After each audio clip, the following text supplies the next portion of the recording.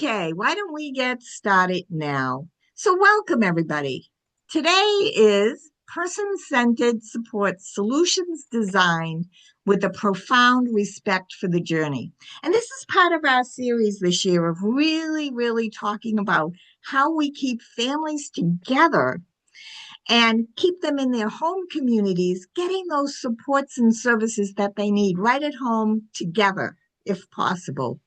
So many times, and you've seen a lot of our flyers and informations coming out about our deep concern about this, because there seems to be a tendency right now to send people out and to reinstitutionalize kids and adults.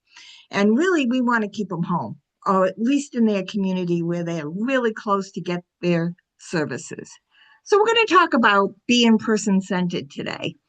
And it's a subject very close to my heart because I think person-centered is the only way we succeed and families get exactly the supports they're asking for.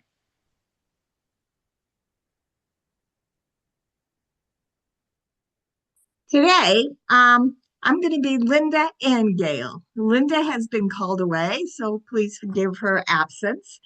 But Claudette and I will be doing the presentation, and we're really happy to be here. When Claudette speaks, I'll let her briefly introduce herself because she has so many accolades to her that I would love her. I can't do it as the justice that it deserves. So Claudette, it's all yours. So I am going to share my screen. I am the accolade that I am going to lean on today is Mama. And the same accolade I have. There you go. And I think I have it. Now I've got to get it into. There we go. Claudette, Okay. you're showing the back end. I'm showing what? Your back end, not the front of really? the slideshow. Huh. Okay. Well, let me get back out because I'm going to stop share and I'll try again. Earlier, when I tried to start it and then do it, it did not cooperate.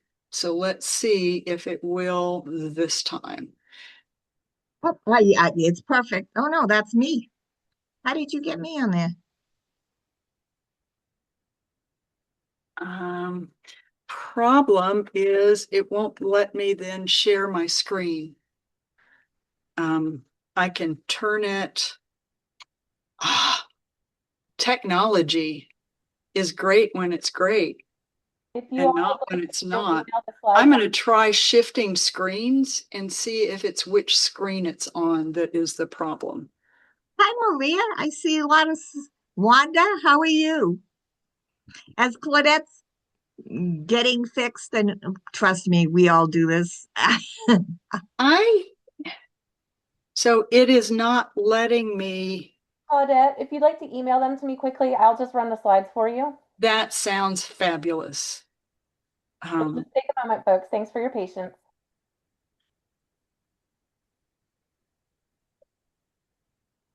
You know, I love some of the pictures of folks here. You have some really great profiles. And also like the beach for Jasmine. That looks really nice. Hi, Gail. Okay, and who am I sending this to? It's Kay Engelbrock. I'll put it in the chat. Okay. I am going to see if you just pop up in my email.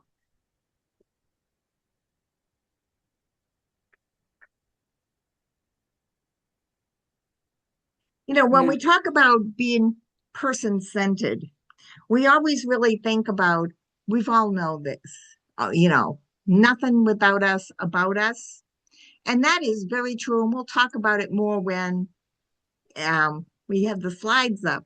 But the real situation is a lot of times people who think person-centered only think about the constructs, those tools, and we want to bring you back to the history, how we got here today, and what it really, really, really means about being person-centered. So I think you're going to really enjoy this.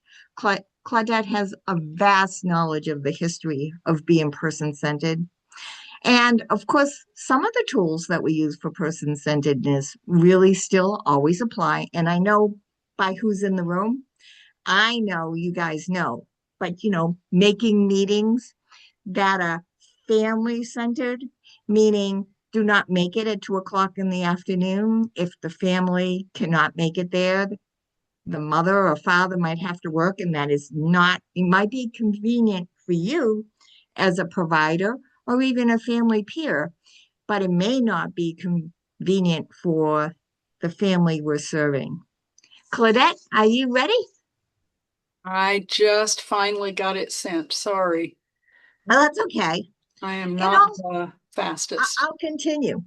So the other real basic pieces that we're going to not really talk about, or weren't planning on talking about it today, but I'm going to talk about it now while we have some time.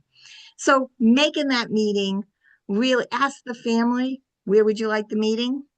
Also, where would you like to host the meeting? Sometimes going to a provider's office is not the most comfortable place to have it. And frankly, if we're being person-centered, we should hear. Sometimes people like to have their meetings. Believe it or not, I've had meetings in parks. I've had meetings at McDonald's because the kids could play in the playground. And well, we talk, if it's a little children's. You can be creative, and it's okay. There's no rule that says you can't be creative. So just remember, when we're being person-centered, really, really look at what the family is comfortable with and what they identify as where they would like to have those meetings, and really, really understand why. Okay, I see we have our slides up Here. finally. Finally, Yay! sorry. And you can move to the next one. And next slide. Basically, we're going to start, like Gail said, with some history. Exactly. And look at kind of where person-centered came from. Really starts, well, it starts several places, but a place I wanted to start is with Judy Chamberlain and the psychiatric survivors movement. Disability rights are civil rights, and it was the civil rights movement that really kind of led the charge, and from it, we had the realization that people with disabilities also had rights. Judy Chamberlain was a person who had postpartum depression and was institutionalized, and was told she was not coming out of the institution. She did come out of it, and with a fire in her belly, really was a driver of the psychiatric survivors movement. And they actually created the first Fountain House, if you're familiar with Fountain House. Although she pulled out once it became more professionally driven, because she really had a strong belief in peer-to-peer supports being driven by peers. And if they hired professionals, that those professionals should be hired under the peers should still be driving. It's part of the same movement that gave us 504 in the 1973 Rehab Act and IDEA in 1975. And it comes from the person-centered term comes from Carl Rogers, and the belief that people have an innate drive toward wellness. And he had really 3 components to that. And those were respect, being genuine, and using unconditional positive regard. So really creating a safe space so that people could heal themselves, that they had the power. We just create a safe space for them. And Claudette, if I could just jump in, I love the waves in this slide because it also shows how we tried. We always knew the best practice was person-centeredness, but how we got there was a wave. And I see the words family collaboration to family driven. And if anyone, and I'm old, so I know this, if you were around in the field or being a parent in the late 80s, early 90s, you can remember the words family involvement, and that was person-centered. But, family involvement meant we're going to have the parents come in and sign the IEP. That means they were involved, right? Then we tried the family engagement. Does everybody remember family engagement? Where it was, oh, we need a parent to sit at some of these meetings to be engaged. So they brought people in, and I remember being one of those parents actually, to sit in a meeting surrounded with people with all these initials and suits and ties. And here I am, I just finished nursing my baby, threw supper at the kids, and went to this meeting. So I wasn't in a suit. And I was surrounded by all these people, and I'm the one parent. And they'd say, right, Gail? And I'd say, yeah. Well, that was family engagement. And we realized somewhere in 2000, and I know Claudette's going to talk a little bit about this more, we made the dramatic decision to become family driven. And I remember providers, do you remember providers saying family driven? That means the family's going to tell us what to do. And, that isn't really what that meant. We always say the family's driving the car, but you have all these support services navigating and helping and supporting. So I'm going to, and then of course, after family driven, we went to youth guided. But go ahead, Claudette, I'm sorry to take that over. Oh, it's okay. No, I remember when family driven was the first time I heard the term. Trina Osher was advocating for family driven versus collaboration. And I was afraid it was going too far and that we would get pushback, and so argued against it. And she said, no, we've been collaborating for years and nobody's listening. It and really was a force insisting on that term family driven. In order to make sure that we were at the table in a meaningful kind of way, rather than just a token. So, next slide. So, this is really just the image and a visual kind of giving you an idea of the relationship of those terms. So, person-centered being the umbrella. Got to start with the person, SAIL, family driven, youth guided, and then family focused we're going to talk about later, but it's kind of looking at all of the family. And all of that happens if we're going to be genuine. It happens within the context of a strength-based kind of system that looks for strengths and enabling strengths rather than deficits. And then next. And I think this is you, Gail. Well, person-centered comes from the Rogerian theory. And how do you see what is going on? As I talked about a little earlier when we were getting the slides together, to be person-centered is to listen and really to understand what's going on in the family and to hear what they're saying. And it's a perspective shift.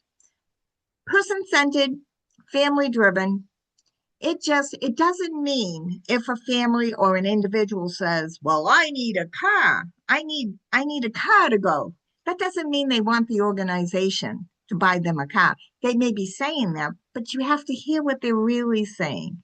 And that is they need transportation support. So we have to really think. It's great that a lot of our providers and our organizations have a lot of services that we really think are really, really good, and we want to share them with individuals, but those services might not be specific enough to help the family. So what are some of the other things? Transportation help. the person who needs the car, they need transportation help. How can we think creatively when we have a wraparound meeting or we have a family-driven meeting? How can we think creatively and out of the box sometimes to get that family the transportation they need? He doesn't need, and you know you can't buy a car. God knows the auditors would be really angry at that. And we focus, my favorite part is focusing on strengths and supports. But you know, the word strength sometimes throws families off. It's always thrown me off. If you look at me, and I know a lot of you here know who I am, you guys can tell me what my strengths are better than me. If you look and say, Gail, what are your strengths? I'm kind of dumbfounded. But if you say, what are you good at? What excites you? Those are the strengths. Same thing. And that's how you pull, ask the family, what are you good at? What are these? And explain, those are your strengths. This is great. And what do you need? What are the supports that might help you get your family or yourself to where you need to go? Next slide.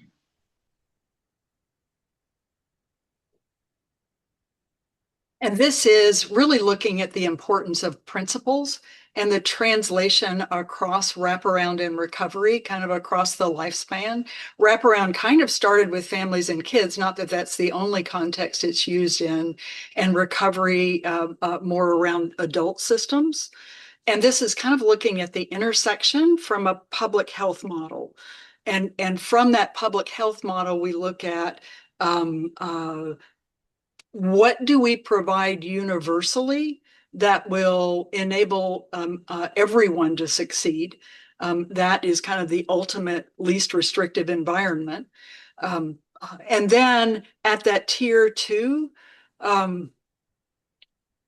for people who are at risk, and examples would be with trauma, people with disability, lots of different kinds of disabilities. And interventions there might be, I do a makerspace at my local homeless shelter that gives people power and control, peer-to-peer supports. And then at that intensive level, which is the one we sometimes kind of stay focused on, but the idea is to swim upstream and try to catch people as early as possible so that they don't have the trauma that comes with failure. That so often people have to go through before they receive the supports they need. And I like using the principles as a way to hold myself accountable, as well as my systems. So if something's not right, and I get a feeling, this gives me language to go, wait a minute, where are natural supports in this wraparound team? Why are we kind of giving up the boat? This is supposed to be outcome based. That means we should come back. If it's not working, I'm going to do something different. And then on the recovery side, looking at how do we have peer-to-peer support? Are we looking, like Gail was talking about earlier, holistically at all the needs of that person, from housing to basic health to everything? Which I think pulls in somebody was feeling like they didn't belong earlier in the chat. And I think it kind of pulls in, we address everything for everybody. And if I can jump in, because I see Julia's comment too. Family driven is good, and that's family of choice. That could be your friends, your neighbors, who you really feel close to, Julia. But also, we're talking about person centered. So you don't have to have a family, and we don't have to. You can be the individual, and it's the individual and what the individual sees that they need. But we also know from a recovery perspective that recovery is relational. So how do you build relationships that can support that person? Because most of us don't survive by ourselves. Right. And I see Lois, you have really important comments too. And we understand, we are parents. Both Claudette and I are parents. And we understand that we want to protect our kids, no matter if they're 45 or 5. as much as possible. And that's actually why being person-centered is important. We want to listen to the person. We want to engage in with the family and hear what the family is saying is the supports that will help that individual. Obviously, if your child's an adult and they're an independent adult, that has to have some weight in it. Claudette, do you have any other things you can add for Lois? So yeah, my son did live on the streets, and we decided that being in his life was better than not. And so it was very much about, that was at the point that I was learning about wraparound and then recovery. And it was just having a profound respect for who he was, and a determination to stay in relationship regardless. I don't know if that helps or not. Next slide. And is being a my parent. passion. Huh. Yeah. So thinking about strengths, which is really the foundation, it is the waves that success kind of go on. What's going well? So it's not making a list of strengths and then putting that aside and saying, here, let's look at the deficits. It's about building, identifying strengths, and then building what Kathy Cox called enabling niches, spaces that demand those strengths, that need those strengths, so that a person is expected. If they don't show up, then somebody is going to say, where were you? We needed you. So really kind of, and that takes a lot of creativity, and it really takes community, because we all have kind of different points of view. But it is more than just listing something. It is really creating space for it. It is individually driven. What do they want as outcomes? And that becomes where we are focused. And then thinking about kind of how you do that practically. Some strategies include strength spotting, so recognizing when people are using them, using a growth instead of a fixed mindset. And that means we don't kind of say, my son was a fabulous writer, and we early on made the mistake of saying, oh, you're an you are an author, you're amazing at that. But he had no other strengths. And so that he could identify, or that we identified, he had a lot of them really. But and so that made writing risky, because what if he screwed up? Then he would lose the thing he had, which stifles and makes it hard. So the other part of that is you want to really focus on striving, which is that growth mindset, and saying, man, I see how hard you're working at writing.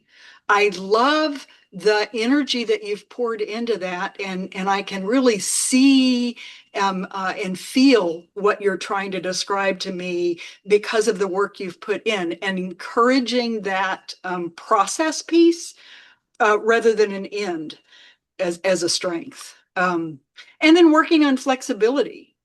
So mistakes are part of growth. Sometimes we become so inflexible that what we're modeling is you have to fit in this box. And my son did not ever fit in this box. We had to go way outside the box to figure out.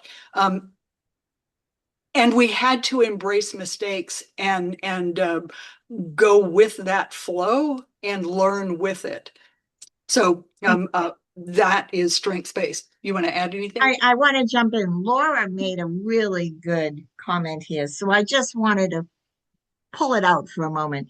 She said person-centered planning definitely includes people who have really significant SMI. It has been difficult to ensure people with SMI get real person-centered planning due to stigma, as well as court-ordered treatment. But even with the court order or other involuntary treatment, if Medicaid dollars are used by law, there needs to be a person-centered plan. She's exactly right, and it needs to be an authentic person-centered plan. Yeah. Yeah. Thank you, Laura, for that. That's great. Next slide. So family-driven is person-centered. And person-centered sounds more individualized, which it is. And that's where we're really focusing. Families make the decisions and shared responsibility, but there's a balancing. Families do when their child's under 18, but as the child gets older, guess what? That balance shifts and it becomes person-centered because that person is an adult. And we have to figure out how to engage and bring in and keep the family involved. And it's up to that adult to bring in their family too. Sometimes has been such a disconnect that the adult says, no way, I'm not letting these people in. I don't care if that person's my mother. And sometimes we have to look at that adult's family of choice. It does take a village to support an individual, and we encourage that a lot. Peer-to-peer support, sustainability. Family peer support is so helpful to parents and family members navigating the system. And I really believe that family peer support after the age of 21 even becomes more critical. Rules change. Laws are different for how to support a child to how to support an adult. I really wish I had a family peer when my child was 21 and 22. Kind of knew the child system. The whole adult system was a little bit more tricky to navigate.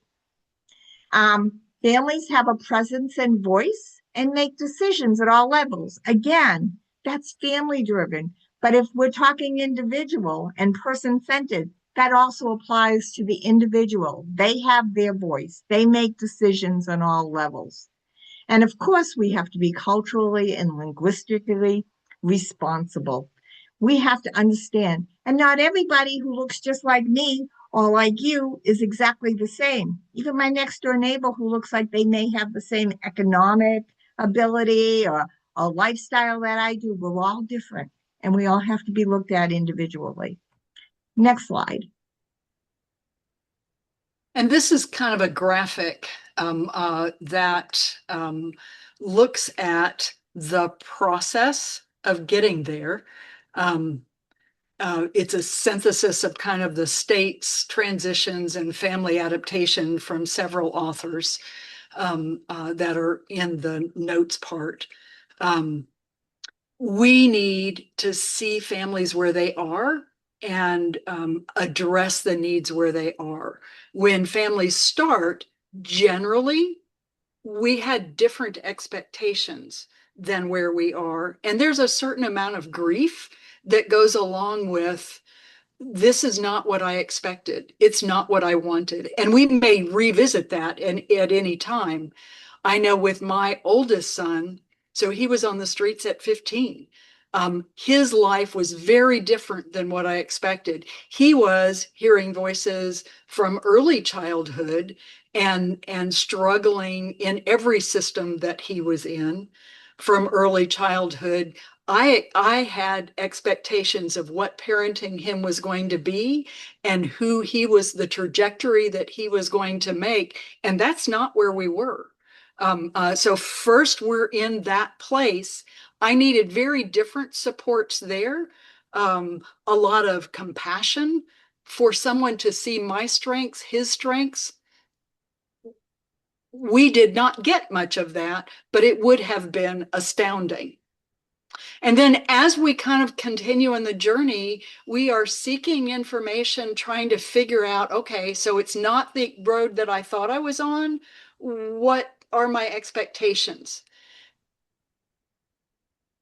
And we need then a lot of solid information that doesn't waste our resources.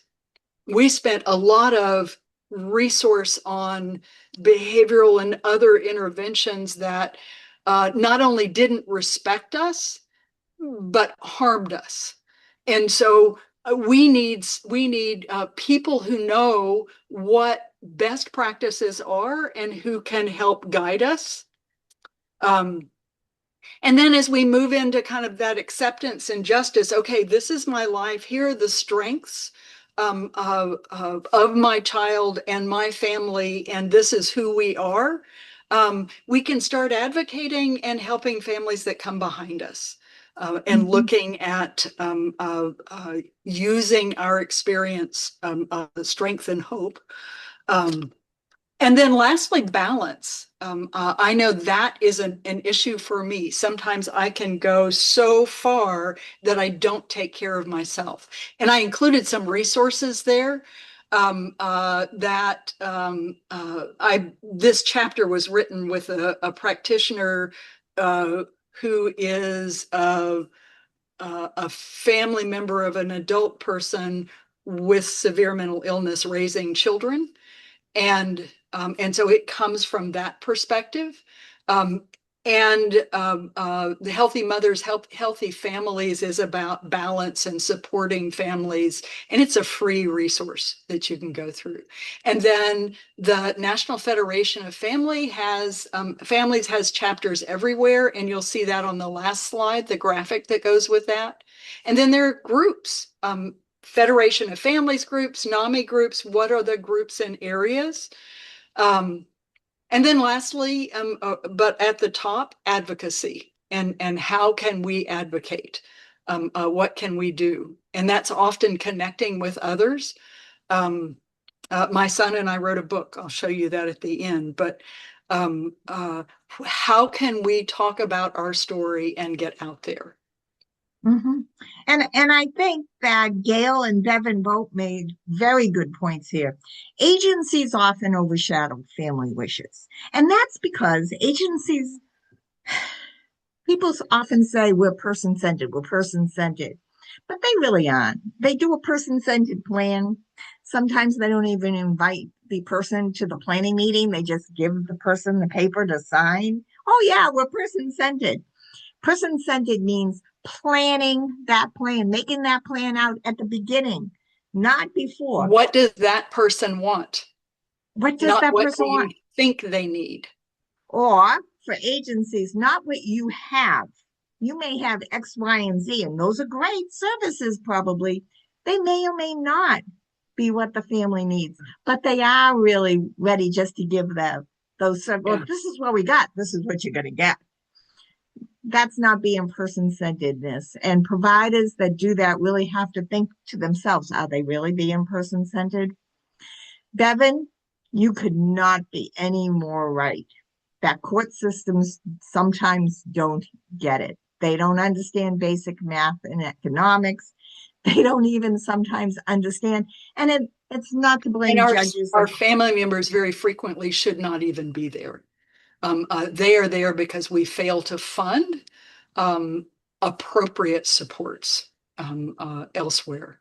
And that is a big piece of advocacy, I think, is saying, okay, so here's the money that we're spending.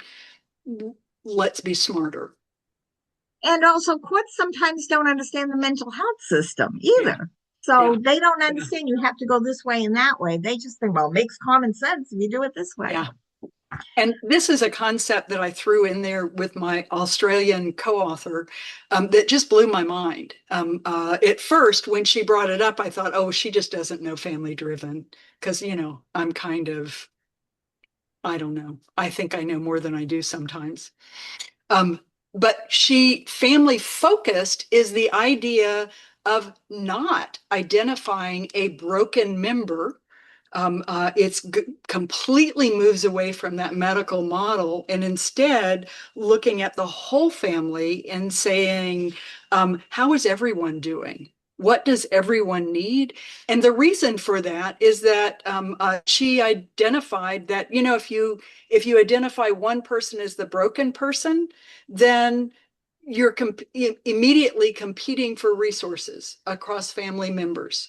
And I've been thinking of this even at a systems level and the between the justice and the mental health systems. It kind of blew my mind. But so how do we support family habits and routines? How is everyone doing? Again, it's all about strengths. It's all about kind of looking at What do you want and need to have the life that you want? Next. And then this is looking at all of those barriers that we have been talking about all along. First, frameworks that see families as broken versus what kind of support do they need.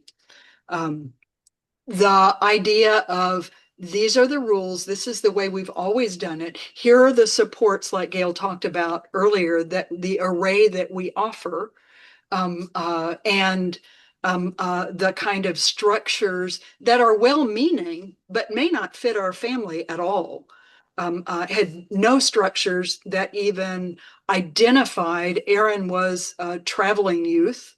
And so he really didn't show up in anybody's data set. And the best thing they knew was bus ticket therapy. We'll give you a ticket to go somewhere else.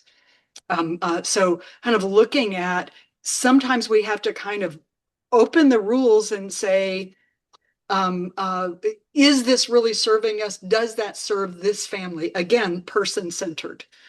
And then looking at the culture of the agencies that we're in, because very frequently provider cultures are kind of patriarchal and disable the people that we are serving. And then what are our expectations and our beliefs? And are they shaming? Are they adding weight to and not supporting the people that we are supposed to be supporting? And then I have to look at resources. In Texas, we have, in theory, statewide wraparound. It's crap because we have failed to resource it. So it looks nothing like wraparound. We call it that. That's the name of it, but it's not. It is not. So do we resource what we're trying to do adequately to enable that? And to enable fidelity. And then think about the current attack on 504, led by my state, sadly, and their attempt to kind of dismantle some of those gains through that we fought for through that really legacy from civil rights and into disability rights. I'm seeing in my area, I think schools have kind of figured out that nobody's watching the hen house. So yes, IDEA is still law, but if nobody is enforcing it, is it really?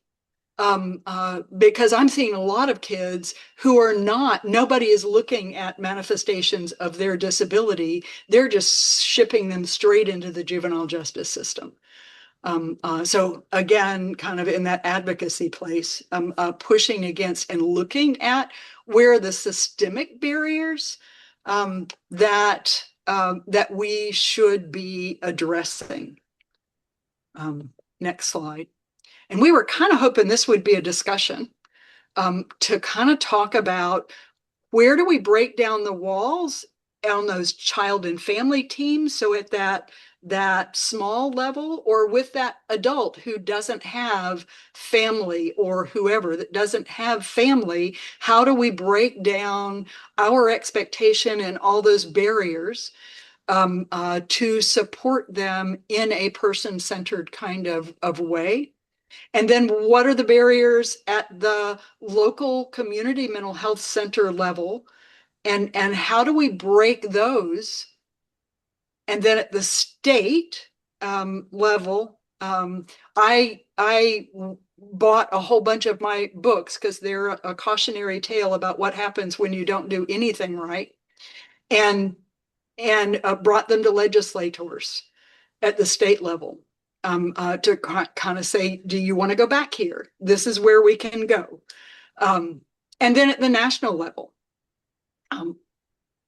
so with the National Federation. So ideas y'all have around breaking down some of those barriers, and how do we wash them away from a strength-based kind of, how do we take that deficit kind of grounded space that we find ourselves in and recreate it again, because I got to say it's been done and it tends to fall away.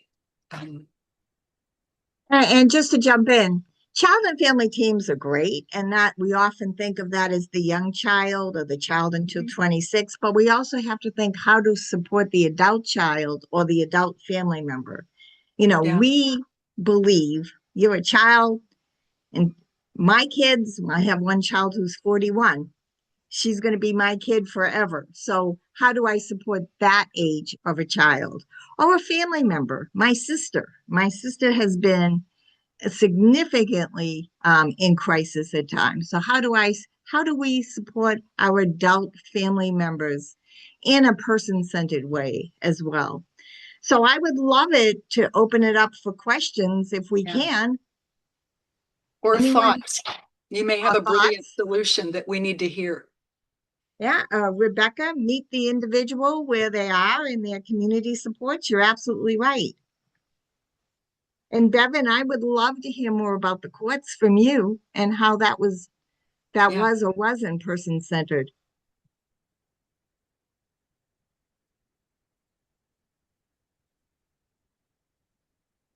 Any questions?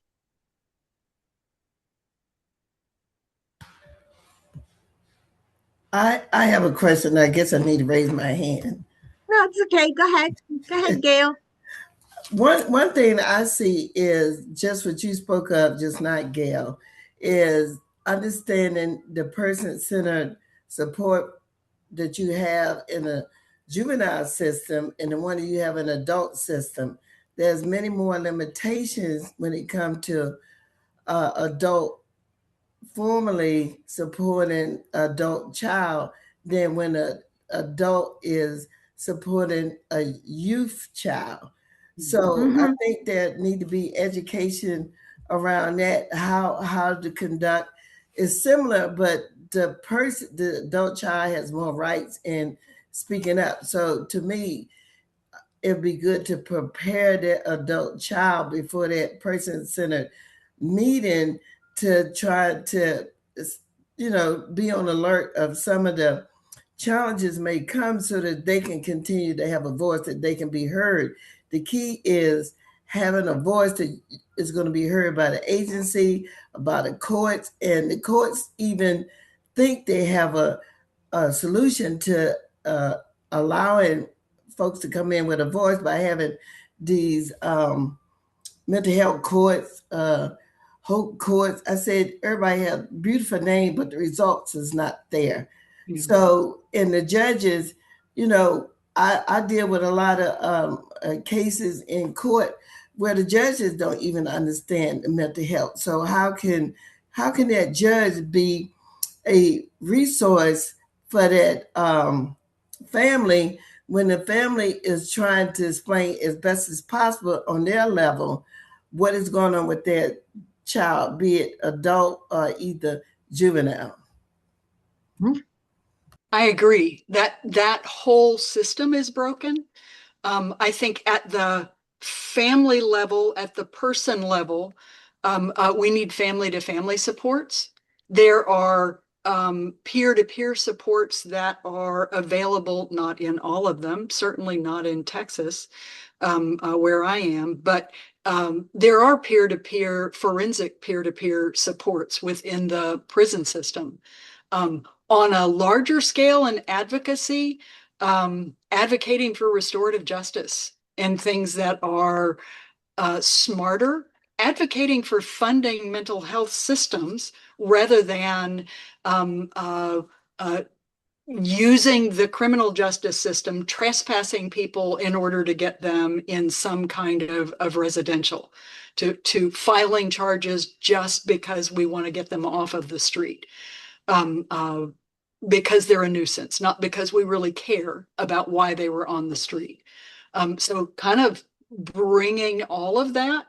And I think we as family members, and my son has been in the justice system, somehow or another need to be better at connecting. There's a lot of shame there.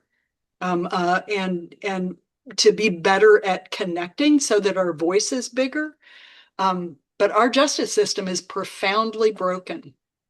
So one of the things I did with the book I wrote, so my son started writing it 10 years before he died. He died of an overdose about 9 years ago. And to give his lived experience. And then the idea was always then I would do my lived experience after as a mama voice and then evidence-based practice. And there are evidence-based practices in the justice system. It's a really hard nut to crack, but that's where we're putting our money. Yeah, and also substance use. Yeah, We have to absolutely. remember that we have All to of that. support our families and all. Shonda. Chandra. Good evening, good or afternoon, sorry. One of the things that I do not think that we have talked about honestly in this movement, and I've been here a while, are actual developmental milestones. I believe that there are sometimes diagnoses put upon children of certain cultural backgrounds when it's actually like normal behavior, developmental behavior, like temper tantrums. Black children are often viewed when they have a tantrum as someone that is out of control or non-compliant or defiant. And so that starts a path of ensuring that children then get into a system because of how they are viewed. That is not the child's fault. That is oftentimes the provider's fault. And so since there is not an honoring or even advocacy about how to support a child where they are developmentally, based on them being a 2-year-old or a 3-year-old. I remember years ago when they started talking about the suspension of preschoolers and what that looked like. And so I just wanted to talk about that. And when a child has been diagnosed 2-3 years old for just areas in which it's just connected to their development, that is a really hard thing. And I think an answer to that is, and again, it's going to take a lot of advocacy, is really effective early childhood supports. So I don't know about everybody else, but I did not get a child who with disabilities because I was the ideal candidate for that. I had the parenting skills that my mom gave to me, and they were okay. They were not good enough for Aaron. And so somebody at that level who could have taught me strategies to help him with self-regulation, to teach me ways to respond so that he could mirror something different. Because my mother would shame and yell, and that's what I did. I didn't do better until I knew better. And somebody at that early childhood level to look at, and I agree with you, Black children are interpreted different. And we need to look at that systemically at our whole community, which is unpopular right now, but I think extremely important. To look at the kind of inherent racism and where we are perpetuating that. Because I absolutely agree with that. I also think there is a space to teach families and not assume that they know what to do. I think if I would have had better skills, it would have made a difference. Would Aaron still have heard voices? Probably, but that doesn't mean that he was kicked out of 3 preschools. And he continued to be kicked out of schools. So that goes back to Claudette, what you're saying about the systems today are not allowing children to be who they are where they are developmentally. They are wanting them to behave in a manner where they just don't have capacity to think about it and think it through. And I'd say there it's about teaching providers, about teaching those daycares, about actually funding skilled staff for daycares, but teaching those daycares, teaching families how to support kids, because you're right. Just telling a kid that you can't do that isn't going to teach them a damn thing. I needed more skills. And families do, and it is unfair to expect them to know just inherently what they're supposed to do. I was 18 years old when I had Aaron, barely. I had no clue. I did the very best that I could, but much of what I did, I look back and think, damn, that was stupid. But I didn't know better. And that it would have been helpful to have had people around me who could have said, here, try this. Here are some strategies that you can use. This is developmentally normal. This is not. What are strategies to build empathy? What are strategies for all of the behaviors that we want? How do we build those? And that's really teaching the adults around the kid in early childhood, because it just is. And you know what, Claudette, it reminds me, folks were not being person-centered to you. They were not hearing you. They just thought they assumed you knew better. And my argument, so in going to the legislature, I said this 1,000 times last week. So when Aaron was growing up, and granted, he would be almost 50 years old at this point. When he was growing up, we really didn't know better. The difference now is that we know what to do. We know better. We're just not doing it. And that's my frustration, is back then we didn't know. And the professionals around me were telling me to do stupid things. But we do know what works now. We do know what is effective and how to support kids and families, and adults. All of that, we know what to do. We just aren't doing it. And you can't say it's just about saving money when you look at how much money it cost us to put them in the justice system. Yeah, thank you. Any other thoughts or comments? Rebecca, did you want to? Yes, ma'am. Hello, everyone. So I have a little niche. I work with the court system, with families and the children. But I had a wonderful boss. Her name is Shelley through Youth Villages. I don't currently work there, but I'd love to give her a shout out for this information. Actually came from a previous supervisor. And she would always teach me to be supportive of the family, be a support. So as I go in the home, even for the court system, it's the first thing that I tell them, hey, you may have some stress right now, but that's the first thing I'm going to address, is how to open that communication up with the family members. And these are okay things to talk about. I'm sure you were upset the night you may have gotten a call that the child was arrested. I'm sure the child is worried about what the family thinks of him or what punishment he's going to get. But I want to open that communication up. Anything that supports the family and supports the child, I am all for that.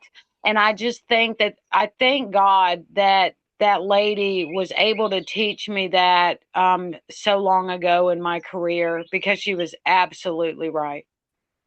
And what we need to do is breed more of that. So that's at that individual level. And then we also need to look out at systems and say, where are we spending our money and how do we do it different? And how do we advocate for that? How do we get restorative justice kind of systems? How do we use restorative circles in schools so that we learn how to do conflict and manage it successfully rather than just immediately going to the juvenile justice system. I had a lot of luck before using the 504 plans, which I also would grant to the same supervisor. When I worked for youth villages, we were allowed at client request to go into the school system and just ask for, hey, or what professionals at your school system are stepping in to de-escalate this behavior, stopping it before it starts and aiding the child, and just talking with them about where we're at and trying to keep that child in the school system. And just listening to some of the comments, I just think that being a foundation of building on any of those concerns is just to get in there and support that person, whatever their need may be. Yeah. And bottom line, we all want to be competent. We all want to be successful. And so providing supports for our children, young people, whoever they are, so that they can, whatever age, so that they can do whatever it is that they need and want to do and experience themselves as competent is perhaps the strongest mental health intervention that you can provide. I would totally agree. I teach actually my clients that whatever they want in life, they can achieve, and that desire in their heart was put there, and it will never leave if it's what they want. And there's nobody that can take it away from them.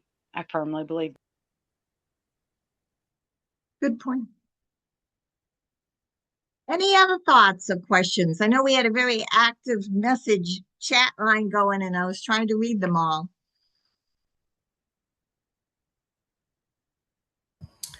I think this is a great discussion. I had to jump off for another meeting, but one of the things that we had to keep in mind, every jurisdiction court system is different, and it allows participation differently. And sound like Ms. Vaughn was in a good place and had great support, but I'm telling you, all states do not welcome that type of approach. And I think that's where, so looking at all of those levels of systems that were on that slide, that's where at the state and national level, we bring our voices and advocate. And knowing what better practice is and knowing what they need to do and what is going to succeed so that they know what the alternative is and offering to how can I support you to write legislation that is going to support my families, my kids. How are we going to keep them out of the justice system? Because we're spending the money. We're spending. Hey, may I say something else, ma'am? Mm-hmm. I just wanted to add to what the other lady had mentioned. Unfortunately, I do work for a state that is not always supportive. I would agree with her 100%. I actually work under a new grant. It's approximately 9 months old. And I live in a state that they have the for-profit prison system. Yeah. And so I just want to encourage anyone that has a voice, to just try to speak up for these people that don't get a chance to speak for themselves. Yeah. And we spend a lot of money, a lot of our tax dollars to sustain those systems. Laura. Mm-hmm. Well, I think going back to the the whole point of this presentation too is that I think people don't realize that person-centered planning and family-driven youth-guided planning really are the answers. Like, you talked about lack of resources, etc. Real person-centered planning that's done well, that brings people around an individual to help support them to attain their dreams and desires, builds capacity in communities. And so it brings not only helps that individual and hopefully their family, but it also helps people know each other. And maybe people in your community has never met a person with SED or SMI or a person with a disability. But you get to know people, you get to understand them as an individual and a human being. And that helps, the more that you do this, and if it's done well, like earlier saying, have your meetings in a park or, a space that's comfortable for the person, don't just hole yourself up in an office or in a person's house the whole time. Draw people in, because nobody is an island, right? None of us can succeed in life without support. And we all have somebody that's helped us get wherever we are, even if it's not all the way where we wanted to go. And so the whole idea about it is that we're doing all of the, I guess, warm and fuzzy stuff, right? That you can't bill Medicaid for in that person-centered planning process, and building connections, helping reduce stigma, etc. And people, because you really kind of don't bill for person-centered planning for the most part. It gets kind of Yeah. lost in the fray, right? And so people don't prioritize it as much as they do. And then not only do you not get the outcomes that you want to see, but you have people in the system that are working and they came to really help people and do something meaningful. But if they're not kind of prioritizing and being trained well in person-centered planning, they want to leave because all they're doing is pushing paper around. So all in all, it really is the solution at the end of the day. And if you don't know enough about it to do it well, figure out how to do it well, and it really will change things. And I You know would what? go back to those principles, because what Mhm. you're talking about and the way you hold them accountable. So if they say that they are practicing from a wraparound or a recovery point of view, natural supports. Where are we Naturals. building in natural supports? Where are we building, how are we holistic? Because holistic means looking at housing, looking at all the things that a person needs. How are we doing that? How are we building all of that? And of course, the person driven piece. And I think, Laura, if I had any hope of what I would want people today listening to our presentation to get out of it, I think you said it best. That was a wonderful description of what we wanted everyone to understand today. But I do want to say, in the Medicaid service definitions, you absolutely can bill for being person-centered and coming up with a person-centered plan. The only thing that happens sometimes is that piece is always rushed and they want to get to fixing the issue and not creating a real dynamic, involved person-centered plan. But you can build for it. And that comes from understanding the point as deficit-based rather than strength-based. That we got to fix some problem rather than building capacity. Again, goes back to those principles, and moving away from a medical kind of model. And again, thinking about where families are in their journey. My initial ask was, I want somebody to fix this and get me back on the path that I expected to be on.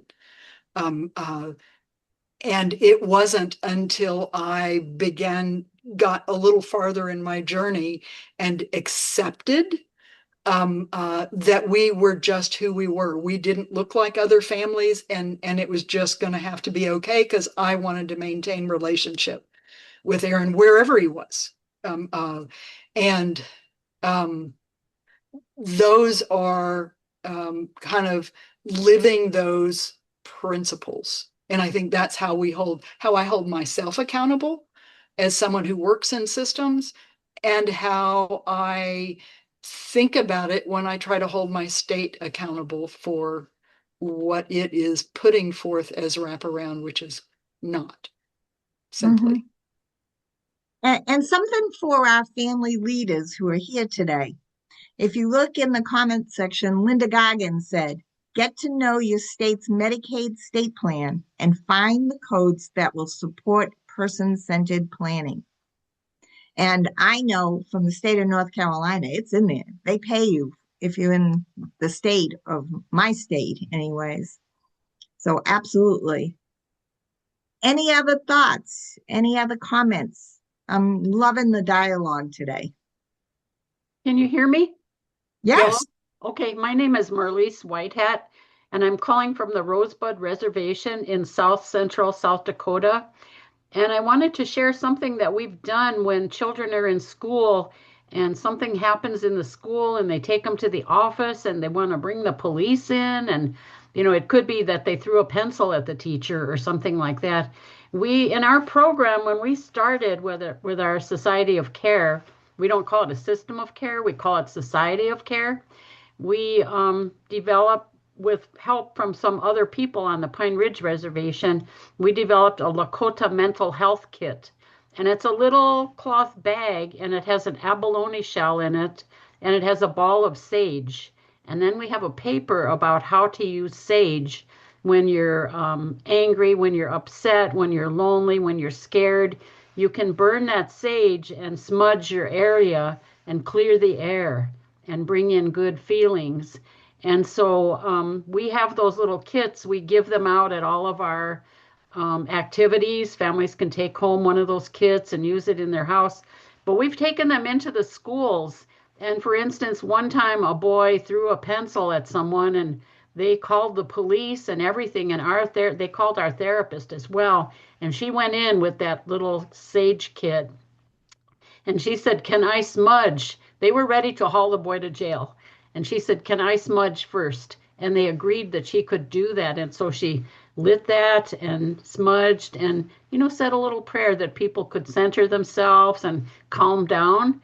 And they did, you know. And so they sent the child home, but they said, you know, he needed to see someone and needed to deal with his behavior, but they didn't haul him off to jail, which was what they intended, you know. And so when COVID started, we kind of got away from that. But we still have that. We have those Lakota mental health kits. And for Native people, that's a real easy thing to do. And it really does help. And so that's why they call it a Lakota mental health kit. Yeah. I love that, but you know what I love even more? It is so person-centered. It is really taking in the culture and the beliefs of the individual and the family. I think that's a wonderful story and a really good process. Also, I really like the idea of you saying it's a social of care. Did you say social of care? That sounds so much better than system of care, because when you think about system of care, things become agency-fied. But social is basically what an authentic system of care process that the frontier folks that use that word really meant. It's not an organizational or an agency-based program. It's a community-based. So that's awesome. Thank you for sharing. Lakota people always had societies. They had hunting societies. They had, beading societies. They had all different kinds of societies. And so, and the term system is really offensive because once a child gets into the system here, they may never get out. So we call our organization Society of Care. We meet every third Thursday of the month. We bring all the programs together and we share resources and, network. And it is really a society of care. The other thing about language is my husband was a linguist, a Lakota language linguist, and he always says language is so important. So when we started our Society of Care program, the people from Pine Ridge came and said, here's something you can do that's free. Call the people you serve relatives. Don't call them clients or patients. Call them relatives, because then you will treat them differently. And so that's one of the terms that we're real strong on, that we never call the people we serve patients or clients, they're relatives, and that you look at them way different when you use that term. So language is so important. Language is very important. And what a good example of being person-centered. And I think it grounds because all of that language has meaning and reminds that child that I belong here. that I have place. I'm going to make a note, I love that. Society of Care. love I that. just love that. I Mhm. really do. Any other thoughts or comments? I'm enjoying this, guys, so please comment.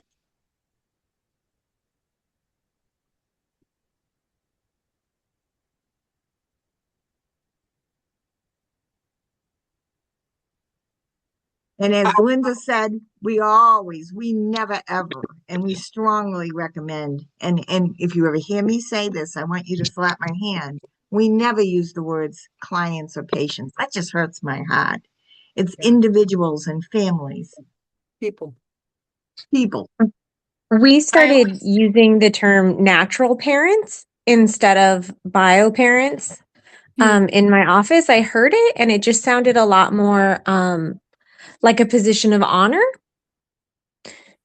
rather than just a quick, oh, the bio parents. It's kind of dehumanizing.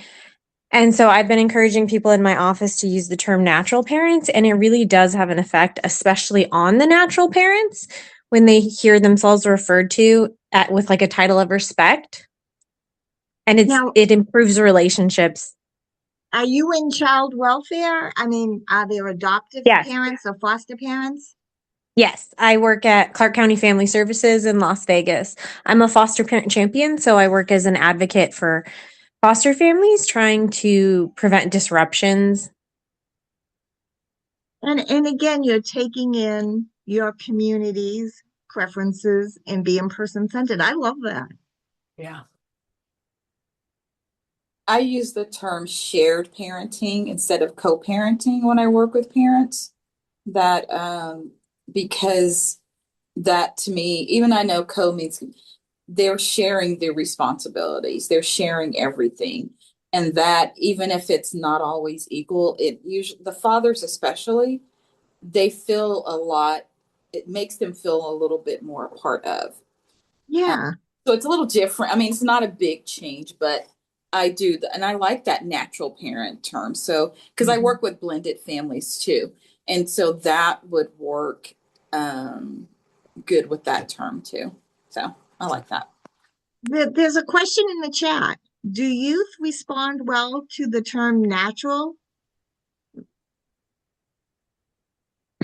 In my experience, they haven't had a super strong reaction, but I know that the teenagers, even ones that have kind of animosity towards their natural parents, have kind of a visceral reaction to having them called their bio parents. Because it does put distance between them and their family. And so I've not had any negative reactions from youth by using the term natural parents. That's very interesting. Thank you. Any other thoughts? I know my son needed lots of mamas. And many of the kids that he was on the street with would call me mom because they just did. And it wasn't that I was their only mom, but I functioned as a support. There was one of the leaders of Youth Move, one of the originators of it, used the term, she had grown up in foster care and she said, I don't need a mom, I need aunties. And so I was her auntie. So letting people determine what they want that to be. Well, absolutely. And to me, anyone who cares for my children, I am not offended if you act like a parent to them. You're being good to my kids. Yeah. It means a lot. Yeah. Here's the last of our slides as we wrap things up. Go ahead. This here is my favorite map. This map is on the Federation of Families website. And if you are in any of the states with the little yellow dots and you need one of our affiliates, just click on the dot and it'll tell you where it is and we'll give you the the contact information. So please use that slide. And I'll let you talk about your book. A lot of people in the chat are asking about it. So I talked about it earlier. Aaron was a guy who lived on the streets. He was, and when he was 12 years old, I was told the school told me to just take him home, and if I wouldn't tell, they wouldn't. And I didn't know any better. So I did. And that later that same year, he went for his first inpatient stay. We had been doing lots of therapies, not very useful, but lots of therapies. But he went for his first inpatient stay, and they exhausted the lifetime max for his mental health coverage in about 3 weeks. And told us we needed to relinquish him to, well, actually, first they gave us a treatment facility that cost like 7 times more than my husband and I made. And then told us that we should, that's where he should go. And when we called them, they wouldn't take us without money. So they said, okay, you could relinquish him to the state, which was a horrible idea. So we called, I had stalked all kinds of doctors. This was before the internet. We called one of those doctors that I had stalked, and he told me about this place in North Texas that if I brought Aaron up there and moved up there and took in other kids, that he could go to treatment in the day and come home at night. And I was all in. We sold everything and moved up there. And it ended up being one of those horrifically abusive, troubled teen industry places. So after a year, he came out still with serious mental illness. That did not change, but also with trauma and a really hard time trusting us because we put him there. So it took a long time to repair that, but we finally kind of figured out we can't be putting demands. We have to really kind of just radically accept exactly who he is, and we want a relationship no matter what. So this is kind of, he went through his life. There were places that you could have intervened in early childhood because I didn't know squat. I didn't start the road toward being a therapist until he was on the streets.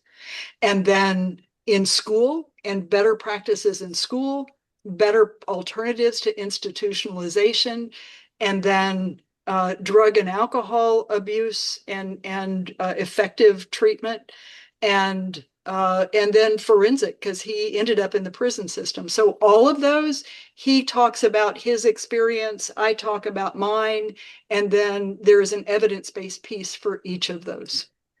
So It's an excellent book. I highly recommend it. I'm going to read Sandy's comment for a second. Vermont is not noted on the map. Oh my. Let's see. Oh, we'll have to fix that immediately if maybe we have. We'll check it out, Sandy. Thank you. Next slide, please. I want to just encourage everybody to join us this year at our 37th annual conference. This is going to be exciting. We're doing things differently. We're going to have a mini institute for pre-con. So we're going to have a 3-hour presentation with some really great national subject matter experts. And then we're going to have 4 breakout deep dives. So that's pre-con day. I'd recommend you attending that. Then we've had an overwhelming amount of proposals that came in. And you may have been I noticed that some of you online here are some of the people who put in proposals. Well, I thank you all for that. We had, this year we're going to have panels we've notified everybody today. And we're going to have some panels that are really working with 2 or 3 two presentations at a time. We're going to have individual proposals for 1 hour. It's going to be really exciting. And best of all, we're in Disney. We're going to be at Disney Springs, and they will be a shuttle to Disney World if you want to bring the family and go. So please check out the conference this year. I am looking forward to it.